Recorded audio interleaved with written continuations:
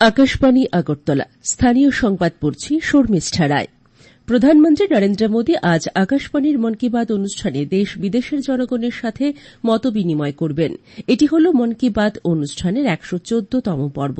এই অনুষ্ঠানটি সকাল ১১টা থেকে আকাশবাণী ও দূরদর্শনের সমস্ত নেটওয়ার্ক, আকাশবাণীর সংবাদ ওয়েবসাইট www.newsonair.com ও নিউজ অন এয়ার মোবাইল অ্যাপে শোনা যাবে।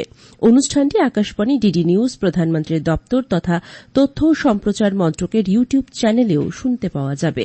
অনুষ্ঠানের অব্যবহিত পরেই এর আঞ্চলিক ভাষার অনুবাদ শোনা যাবে। এই আঞ্চলিক ভাষার অনুষ্ঠানটি রাত ৮টায় পুনঃপ্রচার করা হবে। মুখ্যমন্ত্রী অধ্যাপক ডাক্তার মানিক সাহা বলেছেন, উত্তর পূর্বাঞ্চলে শান্তি প্রতিষ্ঠার ক্ষেত্রে প্রধানমন্ত্রী নরেন্দ্র মোদী ও স্বরাষ্ট্রমন্ত্রী অমিত শাহ বলিষ্ঠ ভূমিকা নিয়েছেন। এর ফলে উত্তর পূর্বাঞ্চলের সর্বত্র শান্তির পরিবেশ বিরাজ করছে। আজ আগরতলায় যুব মোর্চার উদ্যোগে সেবা পক্ষকাল কর্মসূচির অঙ্গ হিসেবে আয়োজিত এক রক্তদান শিবিরে বক্তব্য রাখতে গিয়ে তিনি একথা বলেন। তিনি বলেন, বিজেপির সেবা পক্ষকাল কর্মসূচি আগামী ২রা অক্টোবর পর্যন্ত চলবে। অনুষ্ঠানে উপস্থিত ছিলেন বিধায়ক তথা মেয়র দীপক মজুমদার, বিজেপির রামনগর মণ্ডল সভাপতি তাপস দেব, কর্পোরেটর মনোজ দেব রায়, বিজেপি রাজ্য সহসভানেত্রী পাপিয়া দত্ত। শান্তির বাজারের ডিসিএম সাইফুদ্দিন আহমেদ জানিয়েছেন, সাম্প্রতিক বন্যায় শান্তির বাজার মহকুমায় এখনও পর্যন্ত বাড়িঘর ভেঙে পড়া প্রায় ১১০০ পরিবারকে বিপর্যয় মোকাবেলা তহবিল থেকে ক্ষতিপূরণ দেওয়া হয়েছে। সম্পূর্ণ ঘরবাড়ি ভেঙে পড়া পরিবারগুলিকে প্রথম কিস্তির ১৫,০০০ টাকা প্রদান করা হয়েছে। সেই টাকায় ঘরের কাজ শুরু হয়েছে কিনা তা খতিয়ে দেখার কাজ শুরু করা হবে শীঘ্রই। উল্লেখ্য, মহকুমায় ঘরবাড়ি ভেঙে পড়া প্রায় ১৫০০ পরিবারের পক্ষ থেকে মহকুমা শাসকের কাছে আর্থিক সাহায্যের জন্য আবেদন জানানো হয়েছিল। তাদের আবেদনপত্রগুলি খতিয়ে দেখা হচ্ছে বলে জানান তিনি। কেন্দ্রীয় তথ্য সম্প্রচার ও সংসদ বিষয়ক প্রতিমন্ত্রী ড এল মুরগান গতকাল চেন্নাইতে এক পের মাকে নাম প্রচারে অংশগ্রহণ করেন। তিনি সাংবাদিকদের বলেন যে, গত ১০ বছর ধরে সরকার দেশের বৃদ্ধি এবং পরিকাঠামো উন্নয়নে আগ্রহী। তিনি বলেন, আগামী ২৫ বছরে এক্সপ্রেস হাইওয়ে, ইন্ডাস্ট্রিয়াল করিডোর এবং সব বন্দর বৃদ্ধির মাধ্যমে উন্নয়নের সুস্পষ্ট পথ দেখানো হয়েছে। তিনি বলেন, বিমানবন্দরগুলি সব দিক দিয়েই রূপান্তরিত হয়েছে। মন্ত্রী বলেন যে, কেন্দ্র তামিলনাড়ুর উন্নয়নে ইতিবাচক ভূমিকা পালন করেছে এবং মেক ইন ইন্ডিয়া প্রকল্পের অধীনে প্রতিরক্ষা সামগ্রী তৈরি এবং অন্যান্য দেশে রপ্তানি বৃদ্ধি করেছে। শ্রী মুরগান আগামী ২রা অক্টোবর মহাত্মা গান্ধীর জন্মদিন উপলক্ষে খাদি পরার জন্য জনসাধারণের প্রতি আবেদন জানান।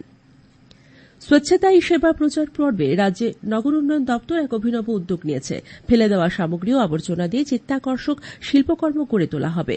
নগর উন্নয়ন দপ্তরের অধিকর্তা রজত পন্ত এ ব্যাপারে আকাশবাণীকে বলেন, বিভিন্ন স্কুলের ছাত্রছাত্রীদের দিয়ে এই সব শিল্পকর্ম নির্মাণে উদ্যোগ নেওয়া হয়েছে। শিল্পকর্মগুলো আগামী ২রা অক্টোবর আগরতলার উজ্জয়ন্ত প্রাসাদ প্রাঙ্গণে প্রদর্শনের পরিকল্পনা রয়েছে। প্রবীণ বিজেপি নেতা প্রধানমন্ত্রী নরেন্দ্র মোদী গতকাল বলেছেন, জম্মু ও কাশ্মীরের জনগণ তাদের সন্তানের জন্য শান্তি এবং একটি ভালো ভবিষ্যৎ চায়। জম্মুতে একটি নির্বাচনী সমাবেশে ভাষণ দিতে গিয়ে তিনি বলেন, বিধানসভা নির্বাচনের শেষে ২ ধাপে বিপুল ভোট তারই প্রমাণ। Shri Modi one rank one পেনশনের বিষয়ে কংগ্রেসের সমালোচনা করে বলেন, তার সরকার ওআরওপি কার্যকর করেছে। তিনি বলেন, এখনও পর্যন্ত সেনা পরিবার ১,২০,০০০ কোটি টাকা বেশি পেয়েছে। জম্মু ও কাশ্মীরের চূড়ান্ত পর্বে আগামী মঙ্গলবার ৪০টি বিধানসভা আসনের জন্য ভোট গ্রহণ করা হবে। প্রধানমন্ত্রী উল্লেখ করেন যে, ২০১৬ সালে আজকের দিনে ভারত পাকিস্তানের বিরুদ্ধে সার্জিক্যাল স্ট্রাইক করেছিল। গতকাল রাতে পৃথক ২টি যান দুর্ঘটনায় ২ জনের মৃত্যু হয়েছে। পুলিশ জানিয়েছে, আগরতলার মৌচাক ক্লাবের সামনে লরির সঙ্গে বাইকের সংঘর্ষে পুষ্পিতা সাহা নামে এক তরুণীর মৃত্যু হয়েছে। তার বাড়ি অরুন্ধতিনগর এলাকায়। পুলিশ লরিটি আটক করে ঘটনার তদন্ত শুরু করেছে। অন্যদিকে নন্দননগরে লরির সঙ্গে সংঘর্ষে মারা গেছেন উপেন্দ্র রিয়াং নামে এক যুবক। বেআইনি অনুপ্রবেশের অভিযোগে গতকাল আগরতলা রেল স্টেশনে ৪ রোহিঙ্গা এবং এক বাংলাদেশী নাগরিককে গ্রেপ্তার করেছে পুলিশ। আগরতলা রেল থানার ওসি তাপস দাস জানান, ধৃতদের মধ্যে একজন মহিলা। আজ তাদের আদালতে হাজির করা হবে। ত্রিপুরা ফুটবল অ্যাসোসিয়েশন পরিচালিত চন্দ্রস্মৃতি ঘরোয়া প্রথম ডিভিশন ফুটবল প্রতিযোগিতার সুপার লিগের খেলা আজ থেকে শুরু হচ্ছে। উমাকান্ত মিনি স্টেডিয়ামে বিকেল ৩:৩০টায় এগিয়ে চলো সংঘ বনাম ব্লাড মাউথ ক্লাব এবং সন্ধ্যা ৬:৩০টায় লালবাহাদুর ব্যায়ামাগার বনাম রামকৃষ্ণ ক্লাব পরস্পরের মুখোমুখি হবে। আগামী ৩রা অক্টোবর পর্যন্ত সুপার লিগের খেলা চলবে। আবহাওয়ার খবর। আজ আকাশ সাধারণত মেঘাচ্ছন্ন থাকবে। দু এক জায়গায় বজ্রবিদ্যুৎ সহ হালকা থেকে মাঝারি পর্যায়ের বৃষ্টিপাতের সম্ভাবনা রয়েছে। আজ দিনের তাপমাত্রা সর্বোচ্চ ৩৫ ডিগ্রি এবং সর্বনিম্ন ২৬ ডিগ্রি সেলসিয়াসের কাছাকাছি থাকবে। আজ ভোরে তাপমাত্রা ছিল সর্বনিম্ন ২৫.৯ ডিগ্রি সেলসিয়াস। আগামী ২৪ ঘণ্টায় রাজ্যের সব জেলায় বিক্ষিপ্তভাবে বৃষ্টিপাতের সম্ভাবনার কথা জানিয়েছেন আবহাওয়া দপ্তর। এখনকার মতো স্থানীয় সংবাদ এখানেই শেষ করছি।